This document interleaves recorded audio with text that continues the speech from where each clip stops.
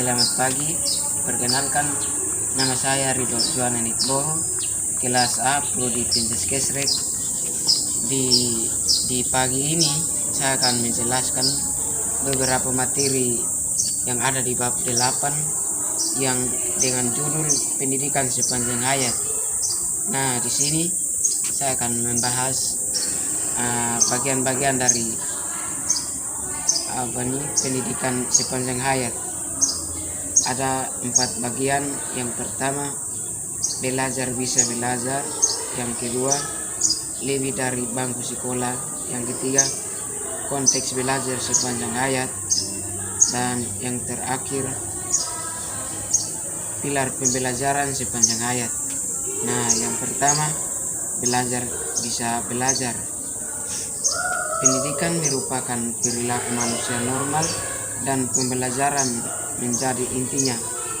Nah, pendidikan tuh misalnya istilah pendidikan dengan estetika belajar seiring dilakukan menjadi munculnya kata belajar sepanjang hayat. Nah, istilah belajar sepanjang hayat itu diartikan dalam bahasa Inggris yang bermaksud lifelong education, yang dikenal dengan sebutan pendidikan seumur hidup. Nah, di sini dalam buku ini istilah pendidikan seumur hidup, pendidikan dimaknai sebagai pembentukan manusia untuk seutuhnya. Dan yang berikut, bagian yang berikut, lebih dari bangku sekolah.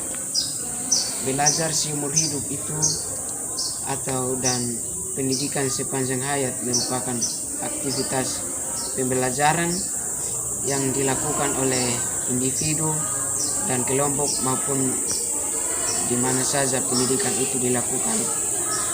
Dan pendidikan sepanjang hidup itu bisa saja sukarela dan motivasi diri. Pemikiran ini bermakna menyatakan adanya pengakuan bahwa tidak hanya belajar terbatas pada masa kanak-kanak saja, namun bisa saja di ruang kelas sekolah, namun bisa di mana saja pendidikan itu kita lakukan. Di bagian yang berikut, konteks belajar sepanjang hayat. Nah, dunia ini menyiapkan tempat belajar di mana saja bagi siapapun tanpa dikenakan diskriminasi ataupun apapun yang ditentukan tidak bisa diganggu gugat. Meskipun belajar sepanjang hayat, tetapi tetap adanya berlangsung pada konteksnya. Nah, belajar ini diartikan dalam bahasa Inggris yang bermakna lifelong learning context, karena belajar dan mempelajari itu sama. Apapun itu terus berlangsung pada konteksnya. Nah, di bagian ini, konteks belajar sepanjang hayat itu ada beberapa konteks dalam belajar sepanjang hayat itu. Konteks belajar sepanjang hayat yang pertama, pendidikan di rumah. Nah, pendidikan itu bisa dilakukan di rumah ataupun di sekolah juga, tidak menuntut waktu untuk kita belajar dimanapun kita berada. Nah, yang kedua, pendidikan orang dewasa. Kita akan mengerti pendidikan itu bisa saja orang dewasa, anak kecil, maupun orang tua pun bisa belajar karena pendidikan itu tidak menuntut umur. Nah, yang ketiga, pendidikan berkelanjutan. Pendidikan itu tidak mentok pada suatu konteks, namun bisa pendidikan itu dilakukan secara berkelanjutan. Yang berikut, pengetahuan pekerjaan. Nah, pekerjaan yang kita maksud itu pekerjaan pengetahuan dalam bangku pendidikan. Yang berikut, lingkungan belajar pribadi.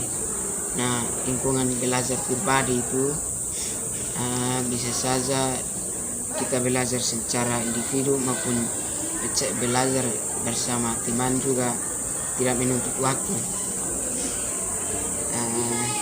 Di bagian yang berikut bilang pembelajaran sepanjang hayat. Pembangunan manusia, pembelajaran sepanjang hayat, mungkin pekerjaan pendidikan paling khas di bangku pendidikan. Di dalam terkandung membangun manusia, pembelajaran sepanjang hayat, mungkin pekerjaan pendidikan paling khas. Di dalamnya terkandung perbuatan mengajar, lalu mendidik dan melatih untuk menjadi yang terbaik. Namun melatih belum tentu menjadi yang terbaik, namun bisa melakukan sesuatu yang kita bisa lakukan. Di bagian ini juga ada 6 pembelajaran yang mutlak untuk menjadi manusia belajar sepanjang masa.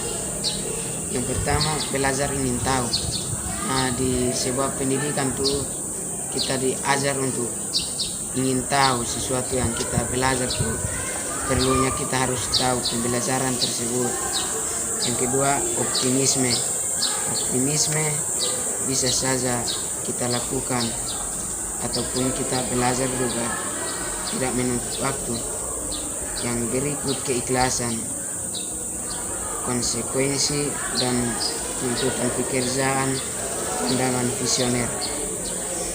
Baik, sekian pembelajaran yang saya bahas di pagi ini. Sekian dan terima kasih.